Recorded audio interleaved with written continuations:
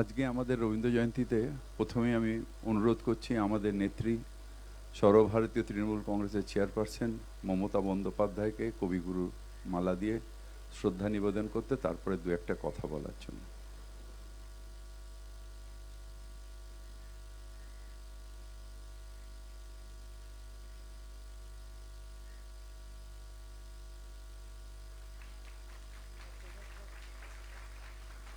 দেশ বাঁচাও গণতান্ত্রিক মঞ্চ তিনটি জায়গায় পারমিশন চেয়েছিল এই প্রোগ্রাম করার জন্য। একটা হচ্ছে কালীঘাট মোড়, একটা মুক্তদল, আর একটা কোথায় দোলা, ফায়ার স্টেশনের অপোজিটে। কিন্তু তাদের পারমিশন দেওয়া হয়নি। তখন আমি ভাবলাম, ছোট্টবেলা থেকে আমাদের হাতেখড়ি যখন থেকে হয়েছে তখন থেকে রবীন্দ্র নজরুল এইসব জয়ন্তী, গান্ধীজি বলুন, নেতাজি বলুন, ভগৎ সিং বলুন, আমরা পালন করে আসি। তো আজকে এমন কি ঘটলো যে রবীন্দ্র জয়ন্তী পালন করার পারমিশনও নেই? তখন আমি ভাবলাম, আমার এখানে অনেকটা জায়গা আছে আমার অফিসের সামনে, যেটা আজকের নয়, চিরকালই এটা আছে। তো এইখানে বসে কেন হতে পারে না, সেইটা ভেবেই আজকে সকালবেলা দুটো চৌকি কিনলাম। সব ডেকোরেটরদের মানা করে দিয়েছে যাতে কেউ কোনো চৌকি টৌকি না দেয়, প্যান্ডেল না করে। এগুলো যা দেখছেন সব আমরা নিজেরা করেছি। সকালে দুটো চৌকি কেনা হয়েছে, মাইকের বক্স থেকে শুরু করে আমরা নিজেরা অ্যারেঞ্জ করে নিয়েছি।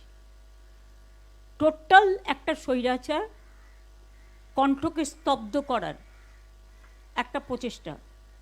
দেখুন, আমরা প্রথম থেকেই বলেছি আমাদের নীতির লড়াই, নৈতিকতার লড়াই আজ থেকে শুরু হবে সন্ত্রাসের বিরুদ্ধে। আমি আজকের দিনে যারা এসছেন, বিশেষ করে সব বিশিষ্ট মানুষদের, এবং যারা ভয় পেয়েছেন তাদের আমি বলবো,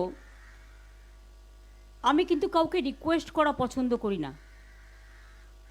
যার ইচ্ছে হবে মানসিকভাবে, নীতিগতভাবে, তারা নিজেদের মাটির টানে, শিকড়ের টানে তারা একত্রিত হবে, এটা আমি বিশ্বাস রাখি। আমি কারো ক্ষমা ভিক্ষে চাই না, আমি কারো সহানুভূতি চাই না, কারণ লড়াইটা আমরা জিতেছি, এটা মাথায় রাখবেন। আমাদের হারানো হয়েছে, এটাই অতীব সত্যি, আগামী দিন প্রমাণ হবে। কিন্তু এখন যেটা আপনাদের আমি বলবো, যে এই সিচুয়েশনে যখন চারিদিকে সন্ত্রাসের একটা বজ্র নিঘাত চলছে, বজ্রপাত, সেখানে ভয় না পেয়ে আমি বাংলার যত রাজনৈতিক বিরোধী দল আছেন তাদের সবাইকে নিয়ে আমি বলবো, জোট বাঁধুন। আমরা সবাই চাই একটা যৌথ প্ল্যাটফর্ম তৈরি হোক, যে প্ল্যাটফর্মে অল পলিটিক্যাল পার্টি যারা বিজেপির এগেনস্টে, এমনকি আপনারা যদি বলেন লেফটিস্ট, আমার কোনো ইগো নেই, আমি সবাইকে নিয়েই চলতে চাই। এবং আজকে যা অবস্থা, বিজেপিকে যদি রুখতে হয়, লেফটিস্ট সবাইকে, আল্ট্রা লেফট সবাইকে, আমাদের তৃণমূল কংগ্রেস আমরা কথা দিচ্ছি, ন্যাশনাল পার্টি সবাইকে, যার যতটুকু শক্তি আছে, দিল্লিতেও যেমন আমরা লড়াই করব, তেমনি বাংলাতেও আসুন আমরা জোট বাঁধি। আরো বেদনা, আরো বেদনা, প্রভু দাও মোরে আরো চেতনা, দ্বার ছুটায়ে বাধা টুটায়ে, মোরে করো ত্রাণ, মোরে করো ত্রাণ। আরেকবার আরো না না, ঠিক আছে, আরো বেদনা থেকে ধরুন না, কোন কোন পরেরটা ধরো। আরো বেদনা, আরো বেদনা, প্রভু দাও মোরে আরো চেতনা, দ্বার ছুটায়ে বাধা টুটায়ে, মোরে করো ত্রাণ, মোরে করো ত্রাণ।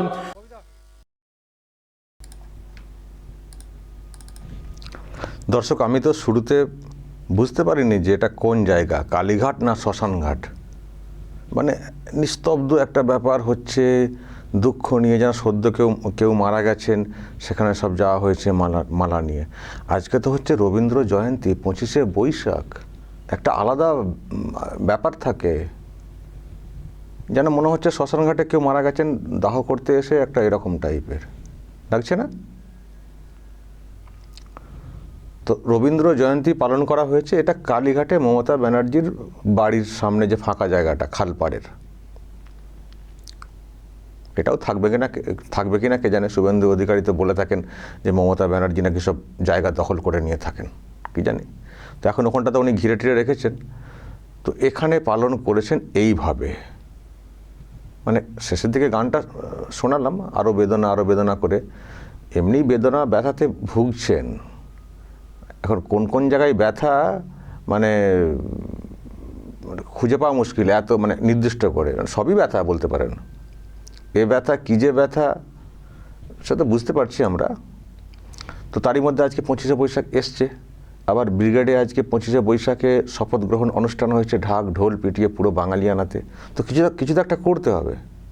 তো ওনারা আজকে এটা করেছেন, কিন্তু করেছেন শুনলেন তো, মানে বিরোধী নেত্রী এখন হয়ে গেছেন, বিরোধী দলনেত্রী হতে পারবেন না, হেরে গেছেন, টিএমসি নেত্রী। কিন্তু আজকে দেখছিলাম ওটা মুছেছেন ফেসবুকেতে। মুছেছেন বলতে মানে এখন আর মানে অনারেবল চিফ মিনিস্টারটা লেখেননি, উনি লিখেছেন যে ওই অমক মানে 5 বছর করে যে 3টে টার্ম ছিল সেই টার্মগুলো উল্লেখ করেছেন। প্রাক্তন কিন্তু এখনও লিখেননি, খুব কষ্ট পাচ্ছেন, শুধু লিখে দিয়েছেন। ওখানে দেখছিলাম এই মানে যে বিধানসভাগুলো ছিল 5 বছর করে, সেই সময়কার মুখ্যমন্ত্রী বলে উল্লেখ করেছেন। ঘুরিয়ে সেই প্রাক্তনই বলছেন, কিন্তু প্রাক্তন কথাটা এখনও লিখছেন না ফেসবুক অ্যাকাউন্টে, ফরমার বা এক্স এরকম লিখছেন না, কষ্ট পাচ্ছেন প্রাক্তনটা লিখতে।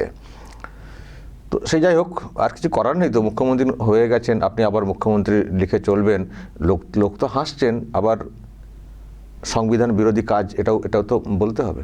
তো উনি ওইটা সরিয়েছেন, সালটা শুধু উল্লেখ করে দিয়েছেন, এই সময়কার মুখ্যমন্ত্রী। যাই হোক, তো ব্যথা অনেক ওনার, প্রচণ্ড ব্যথা। আমরা জিতেছি, আমরা হারিনি, আমি পদত্যাগ করবো না, ওদিকে শপথ গ্রহণ হয়ে গেল, শুভেন্দু অধিকারী মুখ্যমন্ত্রী হয়ে গেলেন, এই ব্যথা বিরাট ব্যথা। তো সেই ব্যথার মধ্যেই রবীন্দ্র জয়ন্তী পালন উদ্যোগ, কিন্তু আরও নাকি অনেক ব্যথা পেয়েছেন। আমি জানি না এগুলো কতটা সত্য।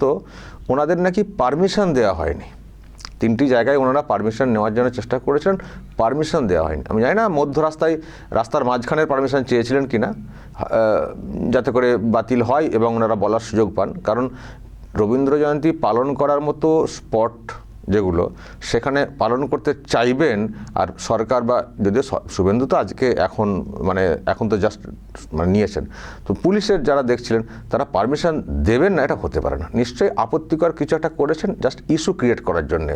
অ্যাকচুয়ালি উনি এই মুহূর্তে বাড়ির বাইরে বেরোতে চাইছেন না, বাড়ির সামনে করবেন, তাই কিছু একটা বলতে হবে, বাইরে কেন বেরোচ্ছি না, বা ওই অনুমতি নেওয়ার ক্ষেত্রে নিশ্চয়ই কিছু একটা ত্রুটি রাখা হয়েছে যাতে ইস্যুটা ক্লিয়ার হয়। আমার এটাই ধারণা। কারণ এরকম কখনোই হতে পারে না যে রবীন্দ্র জয়ন্তী পালন করার মতো স্পট অথচ পারমিশন দেওয়া হচ্ছে না, এটা হতে পারে না। এটা হতো যদি উনি ক্ষমতায় টিকে থাকতেন, আর এই পারমিশনগুলো যদি বিজেপি বা বিরোধী লোকেরা চাইতেন, তখন এটা হতো। এখন আমি বিশ্বাসই করি না। আপনাদের বিশ্বাস আপনারা বলবেন দর্শক। তারপরে তো শুনলেন কিছুই পাওয়া যায়নি, ডেকোরেটার্সের কাছ থেকে কিছু পাওয়া যায়নি, চৌকি কিনেছেন, চৌকি কিনে উনি এই সব পালন করেছেন, চৌকি টৌকি কিনে ব্যবস্থা করেছেন, এটাও বললেন। আর একটা কথা শুনলেন নিশ্চয়ই, এবং দেখছেন তো, লোকজন তো হয়নি বেশি। উনি যখন থাকেন লোক তো সব গমগম করেন, তো লোক তো গমগম করে না এতদিন ধরে। এই জায়গাটা দেখাচ্ছিলাম না, তো লোক তো হয়নি, লোক আসেননি। আর বুদ্ধিজীবীদেরও সে অর্থে পাত্তা নেই। 2-1জন ঝোড়োকাক বুদ্ধিজীবী টাইপের, 2-1জন ওরাও কোথায় বুদ্ধি আছে জানি না, কিন্তু তথাকথিত বুদ্ধিজীবী বলে যাদের বলা হতো না, তাদেরকে আমি দেখতে পাচ্ছি না। কিন্তু সেই লম্বা লাইন, কচি নেতা না নচিকেতা, তারপরে কবির সুমন তো যেতেন বিভিন্ন জায়গাতে, তারপরে আরও সব থাকতেন না সব বুদ্ধিজীবীদের নামগুলো বলুন তো। জয় গোস্বামী, জানি না তিনি কি এখন ভয় গোস্বামী হয়ে গেছেন? ওই যে বলছেন না ভয় পেয়ে গেছেন, ভয় যে কজন লোক একটা গলিতে সামনে কিছু লোক দান করিয়ে রাখা হয়েছে, বসে রাখা হয়েছে, ববি হাকিম তার মধ্যে আছেন। এই মুখ দেখে আপনারা বলুন তো, এই মুখ দেখে কতজন আপনারা বুদ্ধিজীবীকে, তথাকথিত বুদ্ধিজীবী যাদেরকে আপনারা দেখতেন অন্যান্য সময়ে সামনের সারিতে, কোথায় বুদ্ধিজীবী দেখছেন দর্শক? সব বুদ্ধি আউট। আর তারাও কিন্তু ঘেঁষবেন না, এখানে তো প্রমাণ হয়ে যায় তারা কতটা বুদ্ধিজীবী, কতটা ভাতাজীবী ছিলেন।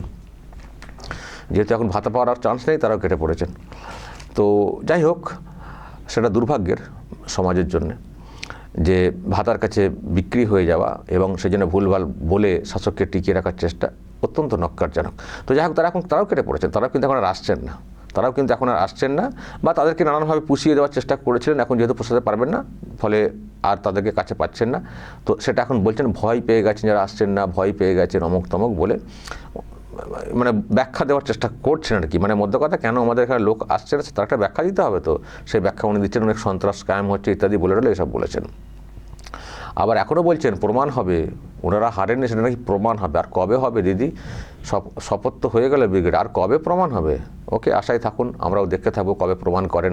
আপনি তো লোডশেডিং নিয়ে কেস করেছিলেন নন্দীগ্রামে, 5 বছর হয়ে আপনার গদি উল্টে গেল, আজও তার প্রমাণ হলো না, এখনও বলছেন প্রমাণ হবে। বুঝতে পারছি কর্মীদেরকে চাঙ্গা রাখার চেষ্টা করছেন, দেখা যাক কী হয়।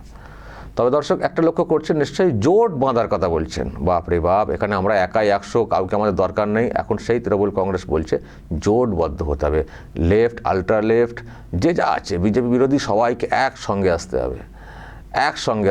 আর ভোটের সময় বলে বাংলায় আমরা একাই 100, অন্য জায়গায় বাংলার বাইরে আমরা জোট বাঁধবো, বাংলায় কিন্তু আমরা একাই 100। এখন 100 থেকে তো শূন্যের দিকে চলে যাচ্ছে না, এখন সংখ্যাটা হয়তো দেখছেন 70-80 একটা আছে, ও থাকবে না।